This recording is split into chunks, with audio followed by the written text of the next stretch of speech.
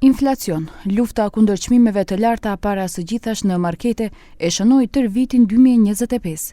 Vitin e kaluar e nisë me shportën aktive të vitit të ri, me të cilën qeveria synonte t'i frenonte çmimet, por edhe marketet për të cilat pretendonte se në mënyrë jo pazare për përfitime shtesë në kurriz të qytetarëve i rrisnin çmimet.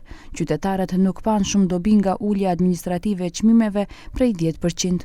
Не, дури почувствувавме дека е се поскапено. Не многу, посебно пазарењето пред Нова година беше со истите цени. После Нова година има некои намалувања. Не се значителни, ама има. Реален да бидам, не. Па имаше некои намалувања, ама не знам. Имаше, да. Малку на некои, не знам, одредени производи мали. Не, искрено не ме интересира цените колку се како се. Па искрено мислам дека немаше многу. Paralelisht me shportën, qeveria i paralajmëroi markete që të respektojnë ligjin për praktika të padrejta tregtare, i cili duhet të parandalonte fitimet mëdha të marketeve, të cilat do t'i paguanin qytetarët me çmime jo reale të larta. Kontrollin e ushtron Komisioni për mbrojtjen e konkurrencës. Inače komisията ќе работи, ќе може да влезе во фирмите, да и проверува договорите, подојава и така натаму. Значи, се она што ќе биде констатирано како неправилност може да биде и казнато. Казната е висока 20.000 евра. Por çmimet nuk u qetësuan. Edhe në janar dhe në shkurt inflacioni ishte 5%. Edhe pse ky konsiderohet inflacioni moderuar, ai na goditi sepse më së shumti u shtrejtua ushqimi, për cilin shpenzohet pjesa më e madhe të ardhurave. Prandaj, sipas shembullit të Kroacisë, në ditët e fundit janarit, qytetarët i bojkotuan marketet, qarkullimi ra ndjeshëm. Edhe kryeministri Fajin për çmimet e larta e pa te marketet. Има поедини економски оператори кои што својата положба на пазарот ја злоупотребуваат. И за мене, како граѓанин, да се абстрахираме од политиката како граѓанин, е нелогично исти производи во маркетите кај нас да бидат со исти или повисоки цени отколку во маркетите во соседството. Bojkoti si bojkot nuk e zgjidhi problemin, u bë edhe një tjetër, 7 ditë më vonë, por me ndikim më të vogël mbi marketet. Me që marketet e tregtarët vazhduan si më parë, qeveria paralajmëroi masa të reja. U fut shporta e Ramazanit dhe e Pashkëve, me ngrirje të marshës deri në 10% për 100 grupe produktesh. Тоа што се однесува на долгорочното решение, каде што утре имаме средба со Министерствата и со релевантните институции кои што се приклучени во овој процес и ќе имаме долгорочна одлука за да имаме стабилни цени, цените да бидат стабилни на пазарот. Marketet u përpoqën të fitonin disa lehtësime në negociata me qeverinë që të mos ishin 100 grupe produktesh, por vetëm rreth 100. Ndoshta dhe do të merreshin vesh, por megjasa qeveria tashmë kishte njohuri se 4 markete dhe lidhja e odave ekonomike ishin kapur si të organizuar për të ndikuar në çmime. Prandaj u vendos masa rigoroze e ngrirjes së marzheve për mbi 1000 produkte.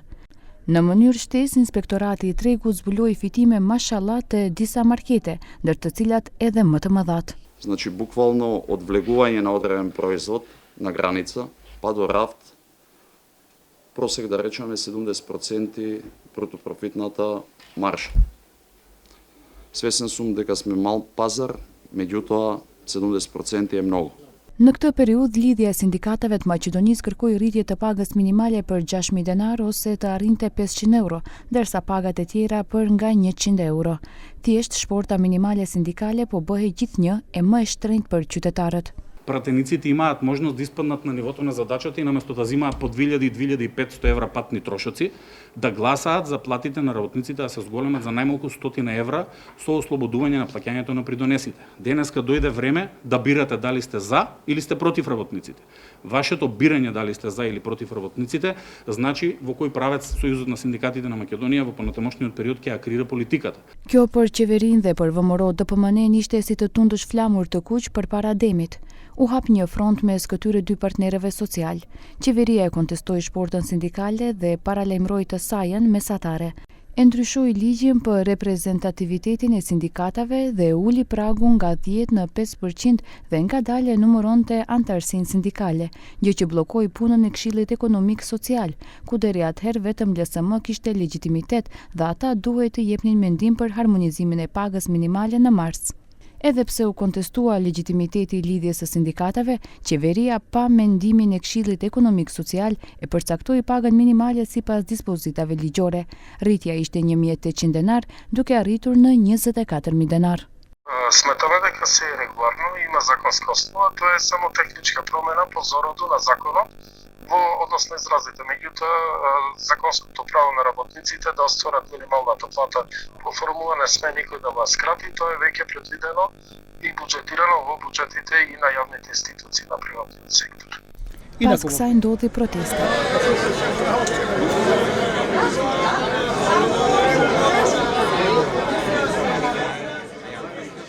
Në maj sikur u mor frym nga inflacioni, gjatë kohës së masave pra në mars dhe prill ishte nën 3%. Gëzimi në qeveri ishte i madh dhe për këtë arsye nuk u planifikuan masa të reja nga 1 maji.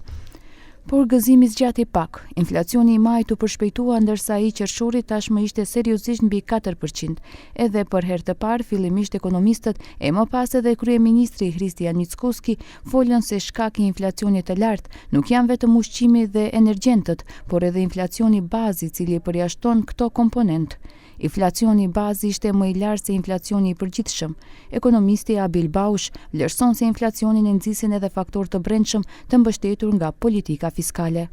Ako se sećavate, ние започнахме годината со покачување на одредени ставки, нели, на плати и пензии. И тоа одма генерира во еден кусрок месечно, може да генерира покачување на индикаторот на инфлација. Тоа значи дека зголемените плати, во случајот и пензиите, кои што номинално се зголемија, прават притисок врз побарувачката, односно имаме зголемена побарувачка и луѓето можат таа цена за услугата да ја платат. Edhe pse nuk pati masa direkte, megjithatë në shtator dhe tetor inflacioni bazë u ul, gjë që ishte sinjal i mirë, por kjo zgjati deri në nëntor kur inflacioni sërish u përshpejtua. Përveç luftës me çmime të larta në vitin 2025 kishim edhe guvernator të ri të Bankës Qendrore. Zgjedhja e tij u vonua për shkak të një lëshimi të kabinetit të presidentit dhe dorëzimit jo në kohë të propozimit në kuvend. Në lojë ishin Zoran Stavreski, Trajko Slaveski dhe guvernatorja e atëhershme aktuale Anita Angelovska-Bezhoska. Fitoi Trajko Slaveski.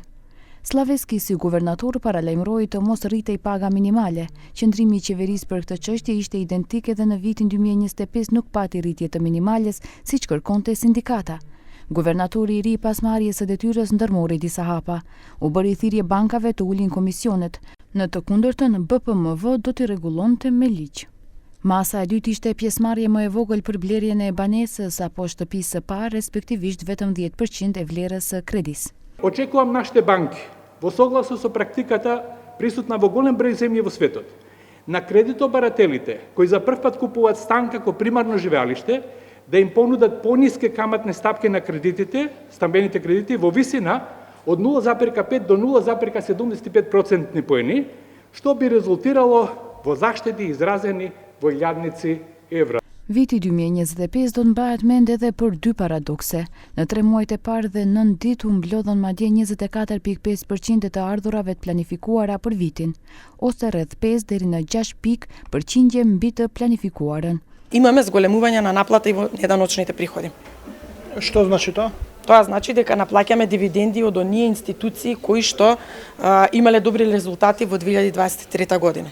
Por viti u përmbyll sërish me më pak të ardhura të mbledhura, diku 7 deri 8% më pak ose në buxhet mungonin në gjysmë miliardi euro. E dyta është se për herë të parë në opinion u përhap lajmi se thesari i Ministrisë së Financave do të mbyllej më 15 dhjetor. Kishte teori të ndryshme për këtë, por ai mbeti i hapur deri më 31 dhjetor. Тоа значи дека секоја една институција треба да ги достави до 15, заради тоа што понатаму нели треба да се организираме, да може да се следи исплатата заклучно со 31 декември. Тука морам да напоменам неколку работи кои што не сум ги вовела јас како министер за финансии, туку постојат од минатото. Најпрво има упатство кое што во трезорот значи дека налозите во трезорот стојат по 15 дена додека се направат дополнителни проверки да се види дали се соодветни расходните ставки, од каде се влече програми, подпрограми и така натаму. Në muajt e verës u miratua dhe ribalanci i buxhetit për vitin 2025, ku seriozisht u gabua lartësia e inflacionit, i cili nga parashikimi fillestar prej 2.2 u rrit në 2.8, që është larg rreth 4% sa ishte realisht në vitin 2025. U miratua dhe buxheti për këtë vit, i cili u lëvdua por edhe u kritikua. Viti 2025 do të mbahet mend edhe për faktin se çmimi i naftës pa përpunuar u stabilizua nga 60 deri në $65 për fuqi, por ndërkohë ari theu rekorde. Очекуванията се на повеќето инвестициски куќи кои што до сега ги објавија прогнозите, дека доколку не се променат значајно условите, посебно во политичка смисла помеѓу овие спротивставени страни кои што во светов, да речеме, сега влијаат на меѓу другото и на цената на златото, дека во услови на геополитички тензии, нестабилности и високи нивоа на долгови, цената на златото во наредниот период, наредната година се прогнозира да се движи во рамки од 4, па дури имаше и една храбра прогноза на Deutsche Bank до $5,000. Dhe në fund nuk e harrua mas bashkimin e kartelit dhe ligjin për parandalimin e praktikave të padrejta tregtare që i përmendëm më herët. Për sjelljen e marketeve gjatë gjithë vitit pati deklarata negative nga qeveria, por Komisioni Antimonopol në fundin të shkoi simbolikisht me nga 50.000 denar, nonse mund t'i kishte ndëshkuar edhe 10, 20 ose 30 herë më shumë. Gjoba ishte paralajmëruese. Апсолутно ги следиме тие трикови на поедини маркети. Не остануваат незабележани, но не би излегувал сега со било каква констатација како понатаму. Siç duket, viti 2026 do të jetë i vështirë sepse vitin e kaluar askush nuk raportoi mos respektim të ligjit për parandalimin e praktikave të padrejta tregtare. За жал, до овој момент имаме само индици и никој не сака да посведочи. Наредната година веќе ќе има одредени промени во одредени делови на законот да направиме да биде поефикасен, а една од тие промени можам и да ви открием. Зголемување на казната повеќекратно од она што е предвидено во законот. Kjo do të thotë se nga 20.000 euro sa janë tani, gjoba do të rritet në 200.000 euro për mos respektim të ligjit. Se ka mos respektim ka dëgjuar edhe kryetari i Odës Ekonomike Branko Azeski. Стигнаат кај мене секакви информации, чак и претат и така натаму. Имаме и такви ситуации во кои што тие ќе речат, па ние сме трговци, ние сме најпаметни, ние ќе ја свртиме работата во наши интерес и така натаму. Меѓутоа, мојата улога е да балансирам меѓу нив и то особено во такви ситуации и мислам дека тоа ќе направиме врз основа на законот и врз основа на изјавата на премиерот кој јасно кажа дека нема веќе да има мешање во ограничувањето на тоа. Neve na mbetet të shohim kush do të jetë më i mençur në këtë 2026, tregtarët apo qeveria, ndërsa qytetarët t'i përgjigjemi vetes se çfarë do të jemi.